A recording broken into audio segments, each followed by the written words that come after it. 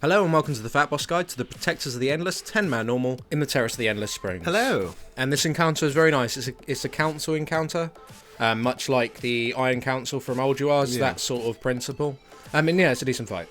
Now for this fight you want to bring 2 tanks, 2 to 3 healers depending on how bad your healers are, and then mixed DPS makeup, and ranged and melee are just as good as each other in this fight, but a lot of interrupts is also very good. Now because this is a council boss, that means that the bosses can be killed in any particular order, and there are 3 bosses in this encounter. Now, as each boss dies, the other bosses gain a 25% damage increase, and they'll also heal to full, so multi-dotters and cleave damage is pointless here. You don't gain anything from it, it's just wasted DPS. And also when the bosses die, the bosses that are up will gain new abilities, and it depends on which order you kill for what abilities you'll get. Now we're not going to cover every single potential order that you can get, we're just going to go with arguably the easiest way, and the way you should just do it anyway, which is Elder Regale, then Elder Asani, and then Protector Koala Man. Koala, yeah. Yeah, so yeah, that order is very, very, very nice. Now first off, we're going to talk about all the bosses' individual abilities. They don't really have any shared abilities or anything like that, and any abilities that they gain once the other bosses have died, we'll cover them also, but we'll cover them a little bit later, and we'll also tell you how to deal with each phase if you like. I suppose you could call them phases. And to start off, we're going to talk about Regale. Now Regale basically spams a lightning bolt on the tank, and this is interruptible, so you might want to put a couple of people interrupting on that. He also does something called Lightning Prison. Now this is a debuff on 2 players, and then what it will do, it will stun you and do pulsing AoE damage within 7 yards. You just need to move out of that AoE and also dispel the debuff on you. Very, very simple. Now Sani will spam a water bolt, which is like it's like a 3-yard splash damage on a random target. So you need to make sure that you are spread around 3 yards and make sure you interrupt the spell if you possibly can. There's also another ability this guy does, which is Cleansing Waters. This will spawn a puddle underneath the boss, and after so long it will heal them for quite a large amount, and it will also buff them, which increases the amount that they receive from this puddle again if they do get hit by it again. So it's important that if you are tanking this boss and one of the puddles does spawn underneath them, that you move them straight away. And yeah, that's it, simple as that. Now Protector Koala does something called Touch of Shah. This is just a dot that lasts the whole encounter. It just ticks every now and then. And that's more or less all that guy does. Yeah. So to start the encounter off, you'll have all these 3 bosses up.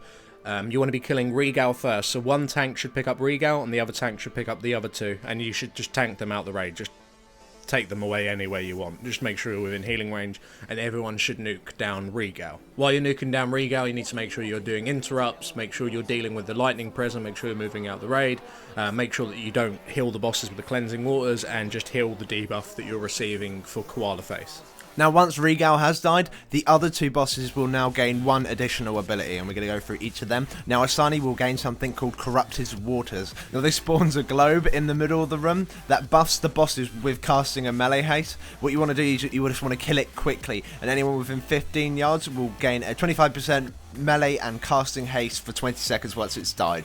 So the quicker you kill it, the less damage the bosses are going to be doing, because they won't have this buff from the shield. So just make sure you kill it nice and quick. Nothing else really you need to worry about. And when it does die, you need to make sure that you are within 15 yards of it, otherwise you will not get the buff. Now the ability that Koala Face will get is Defiled Ground. Now this is a small void zone that it will place underneath the tank that does a very large amount of damage, and it will tick. So you need to make sure that you move out of it very, very quickly. Now every time he does spawn this, if you do get hit by it, it'll also put a debuff on you that increases the amount of damage that you take from this ability by 10%, and this debuff lasts for 90 seconds, and it does stack. And to actually completely avoid this ability is quite difficult. It's quite difficult to avoid at least taking 1 tick from it, which kind of forces you to do a tank switch now and then. And because of the nature of this spell, of it spawning these little circles, the circles don't really despawn, so it's a good idea to tank this particular guy outside the edges of the room, making sure you're in range of healers, and making sure that you're not too far away so you can do an easy tank swap. Just make sure that all the circles, all the defiled grounds that spawn are out the way and not going to interrupt the rest of the raid. Now, so during this phase, you want to be killing Asani, of course, so once you just nuke the shit out of her while killing those bubbles, while moving out those defiled grounds, you don't have to worry about any of Regale's moves anymore because he's just dead.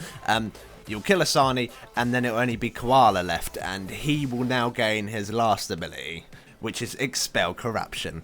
Now, Expel Corruption will spawn like a massive circle that deals huge amount of damage if you stand inside it. It does like ticking damage. And the nearer you are to the center of it, the more damage you will take. When it is initially cast, you just need to make sure that you run away from it. You can run away from it pretty easily. Now, the nature of these circles is that they will never despawn. They'll only despawn once the boss is dead.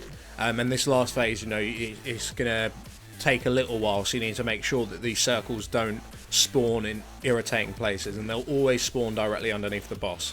So when they do spawn, you want to make sure that the boss is always on the edges of the room, and then you slowly fill up the outside of the circle, if you like, of the encounter area. And if you do need to go in towards the middle, the boss should be almost dead or very nearly dead, so you shouldn't have to worry about them. Now, the only thing you do have to be rather careful of, especially with his debuff that he puts on you, is that the Touch of Shards doing more damage, and of course the Defiled Ground is doing more damage, because he's got a 50% damage increase because the other two bosses have died. So you just got to be very, very careful about them, and because your raid's going to be taking slightly higher ticking damage than they were at the beginning of the encounter. So just make sure you're aware of that, healers. You may want to roll raid-wide cooldowns and stuff like that. Also, you want to be bloodlusting this last bit. But that's more or less it. If you are going to use this particular kill order, it's very, very simple, and it's not a very, very difficult encounter. You should be able to kill it within 1 or 2 pulls.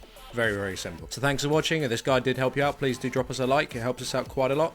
And make sure to comment, rate, and subscribe. And if you'd like to see any of our other 10-man normal guides, then please do click up on the screen now, and that'll take you right over to those guys using the magic of YouTube annotations.